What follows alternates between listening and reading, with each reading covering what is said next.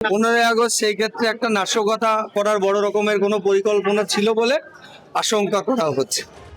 স্বাধীনতা দিবসের 3 দিন আগে ভারত বাংলাদেশ সীমান্ত লাগোয়া হাবড়া থেকে পাকিস্তানি জঙ্গি সন্দেহে গ্রেফতার হয়েছে রানা রউফ ওরফে ওয়াহাব আলম।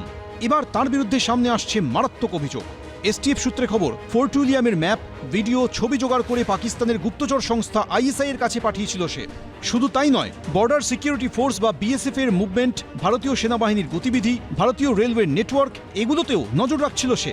এ সংক্রান্ত ভিডিও এবং নথি জোগাড়ের দায়িত্বে ছিল পাক জঙ্গি সন্দেহে ধৃত রানা রউফ।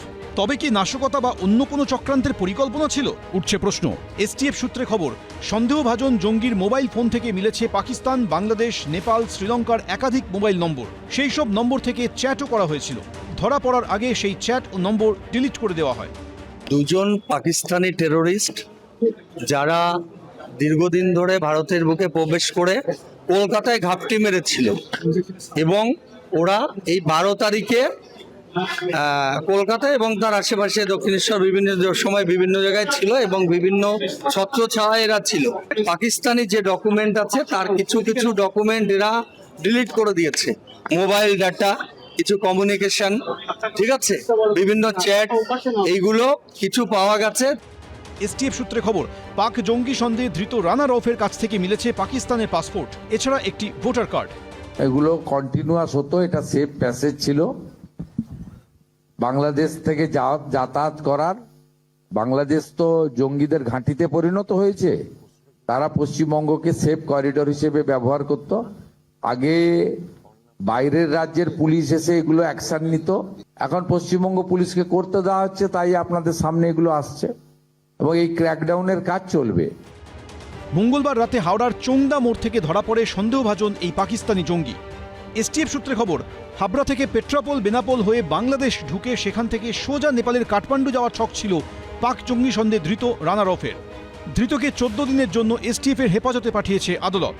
সমীরণ পাল, আবির দত্ত, ঝিলম করঞ্জাই, এবিপি আনন্দ। ফুকেত থেকে দিল্লিগামী এয়ার ইন্ডিয়ার ফ্লাইটে বিপত্তি, তীব্র ঝাঁকুনি দিয়ে প্রায় 300 ফুট নেমে গেল বিমান। অল্পের জন্য ভয়াবহ দুর্ঘটনা থেকে রক্ষা পেলেন যাত্রীরা। অসামরিক বিমান পরিবহন মন্ত্রক সূত্রে খবর, গাঁজা খেয়ে প্লেন চালাচ্ছিলেন পাইলট।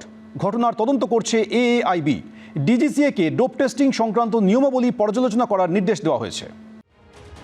প্লেন তখন মাঝ আকাশে 36,000 ফুট ওপরে।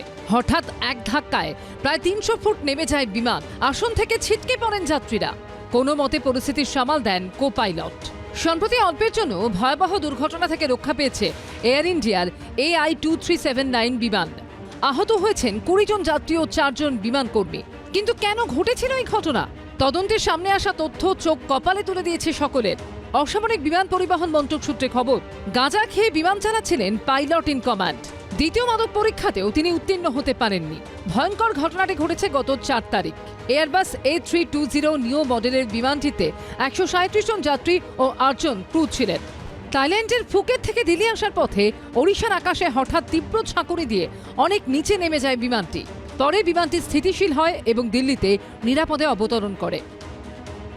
এই মুহূর্তে আমাদের যে টেস্ট হয় ফ্লাইটের প্রি ফ্লাইট টেস্ট, সেটা নর্মালি ব্রেথ অ্যানালাইজার টেস্ট হয়, অনলি অ্যালকোহল রিলেটেড ইস্যুস। একটা রেগুলার বেসিসে এয়ারপোর্টে ইনফ্রাস্ট্রাকচার নেই এখন পর্যন্ত। আর গভর্নমেন্ট যা রুল করে রেখেছে, এটা এয়ারলাইনরা ফলো করে, যে সবসময় ইয়ারলি 10% ওদের মানে ড্রাগ টেস্ট হচ্ছে আর কি। তো বাট এভরিডে কিন্তু হচ্ছে না, বা each and every 2 drug test এই মুহূর্তে তো হচ্ছে না। ভয়ঙ্কর এই ঘটনার সামনে আসার পরই শোরগোল পড়ে যায়।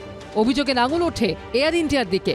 এয়ার ইন্ডিয়া কর্তৃপক্ষ তাদের প্রাথমিক বিবৃতিতে এই ঘটনাকে ইন ফ্লাইট টার্বুলেন্স হিসেবে বর্ণনা করলেও পরে জানায় ঘটনার জন্য দায়ী হঠাৎ উচ্চতা কমে যাওয়া।